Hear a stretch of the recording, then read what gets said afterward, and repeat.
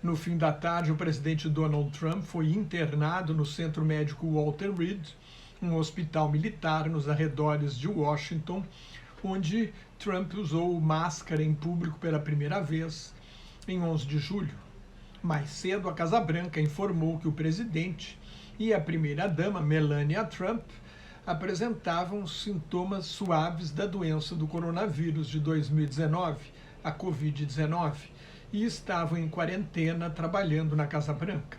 Agora à noite, a ex-conselheira do presidente Kellyanne Conway revelou que também tem Covid-19. O vice-presidente Mike Pence, a segunda-dama, principal candidato da oposição na eleição presidencial de 3 de novembro, o ex-vice-presidente Joe Biden e sua candidata a vice, a senadora Kamala Harris, testaram negativo. Pence está pronto a assumir o comando caso a doença do presidente se agrave, o que já pode ter acontecido. Trump entra para a galeria dos líderes que desprezaram a ameaça do novo coronavírus e pegaram a doença ao lado do presidente Jair Bolsonaro e do primeiro-ministro britânico Boris Johnson. Depois de falar em gripezinha, de afirmar que estava tudo sob controle, de prever que em breve os Estados Unidos não teriam nenhum caso, que a doença desapareceria por milagre, de pressionar pela reabertura da economia e das escolas e até a sugerir a injeção de água sanitária para desinfetar o corpo, Trump tuitou na madrugada desta sexta-feira que ele e a primeira-dama foram contaminados. Vamos sair desta juntos, escreveu o presidente, tentando manter o otimismo que tentou transmitir ao povo americano nos últimos 7 meses, enquanto minimizava uma tragédia anunciada que contaminou 7.330.000 americanos e matou mais de 208 mil pessoas nos Estados Unidos. Depois de ironizar Biden por estar recolhido, fazendo uma campanha virtual e por usar máscaras, Trump suspendeu todos os compromissos e está fazendo um tratamento experimental com um coquetel de anticorpos do laboratório Regeneron, que ainda não tem eficácia comprovada ou certificada por pesquisas científicas. As eleições presidenciais americanas costumam ter uma surpresa de outubro. Esta cai como uma bomba. Trump participava de comícios e reuniões sem maiores preocupações em manter a distância ou usar máscaras. O presidente tem 74 anos e é obeso, 2 fatores de risco para a Covid-19. Cerca de 80% dos mortos nos Estados Unidos tinham mais de 64 anos. Politicamente, é ruim para o presidente dos Estados Unidos, a 32 dias da eleição, coloca a Covid-19 e o fracasso do governo americano em conter a pandemia no centro da campanha eleitoral. Um repórter setorista da presidência comentou que a lanchonete Starbucks tem protocolos de segurança mais rigorosos do que a Casa Branca. Muitos funcionários da sede do governo americano não usam máscaras porque o chefe não gosta. Agora, com certeza, isso vai mudar. Ao mesmo tempo, numa eleição duramente disputada, as pesquisas não têm variado muito. Com a extrema polarização dos Estados Unidos, a opinião pública está cristalizada. O eleitorado de Trump não vai abandoná-lo nesta hora. A bola está com os independentes indecisos.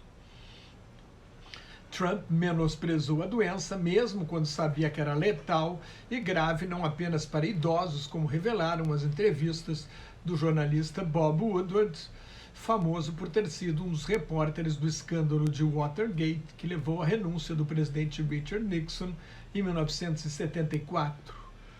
O tempo é fundamental numa campanha, especialmente para um candidato que está 7 pontos percentuais atrás do rival na média das pesquisas, já na reta final da campanha. A Covid-19 tirou sua aura de invencibilidade e a imagem de homem forte que Trump cultiva. Por outro lado, como virou vítima, fica mais difícil para o candidato da oposição e o Partido Democrata de modo geral atacá-lo.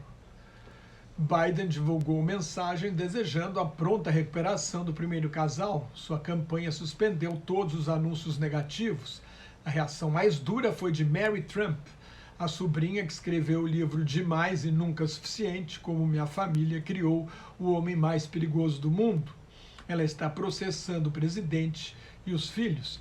Mary Trump escreveu o seguinte: reservo minha simpatia, empatia e desespero para aqueles que estão doentes e àqueles que morreram porque foram enganados, ouviram mentiras ou foram ignorados.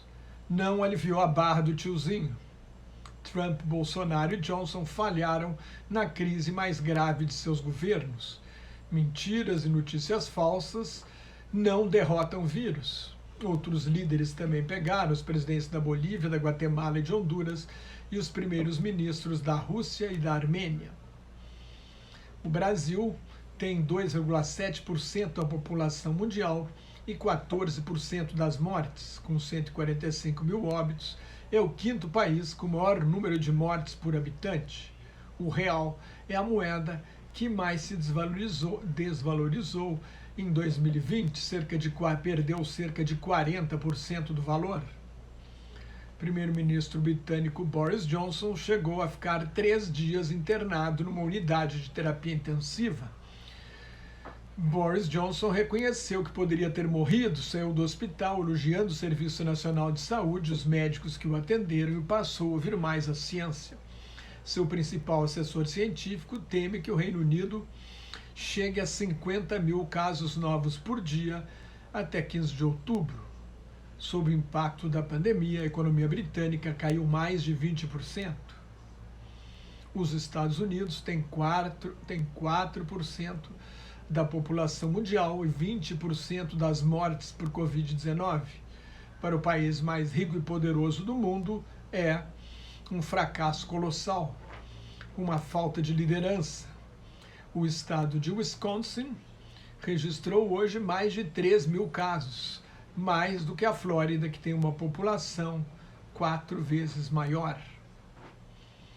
Hoje saiu o relatório mensal de emprego do Departamento do Trabalho dos Estados Unidos. Em setembro, a maior economia do mundo registrou um saldo de 661 mil vagas. Foram abertas 661 mil vagas a mais do que fechadas. Em junho foram 4 milhões e 800 mil, e em agosto 1,5 milhão. A taxa de desemprego, que chegou a 14,7%, caiu para 7,9%, mas em parte porque mais de 700 mil trabalhadores pararam de procurar emprego. A recuperação da economia não tem a força alardeada por Trump. Com a doença do presidente americano, as bolsas caíram no mundo inteiro e os preços do petróleo baixaram em 4%. A doença do presidente facilita os planos da Rússia, da China e do Irã de tentar dividir e polarizar ainda mais os americanos através das redes sociais, interferindo nas eleições nos Estados Unidos. A doença ajuda a China a reforçar a imagem de que o regime comunista chinês foi muito mais eficiente no combate à pandemia do que as democracias ocidentais. E também ajuda a China a ajudar a diplomacia das vacinas para se apresentar como um parceiro confiável, enquanto Trump coloca os Estados Unidos na frente de todo mundo. O Jornal Oficial Diário da China comentou que o teste é mais uma lembrança de que o vírus continua a se espalhar, mesmo que Trump tente desesperadamente sugerir que o coronavírus não é mais uma ameaça. Desde que a doença surgiu no início do ano, Trump, a Casa Branca e sua campanha minimizaram o risco e se recusaram a seguir as recomendações básicas de saúde, inclusive do seu próprio governo, como usar máscaras em público e manter o distanciamento social.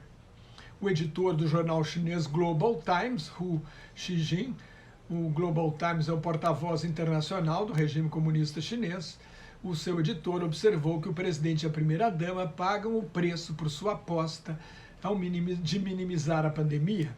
A notícia mostra a gravidade da pandemia nos Estados Unidos, terá um impacto negativo sobre a imagem de Trump e do país e pode afetar negativamente sua reeleição, conclui o editor do Global Times. No Oriente Médio, as milícias xiitas ligadas ao Irã e o Estado Islâmico podem aproveitar para lançar ataques contra alvos americanos.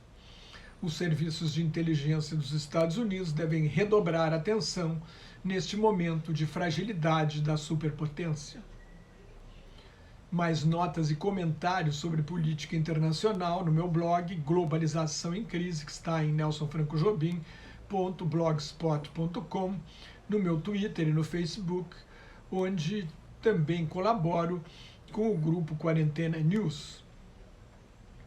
Cuide-se, fique em casa se não tiver nada muito importante a fazer na rua, use máscaras se tiver de sair de casa e muito obrigado pela sua atenção.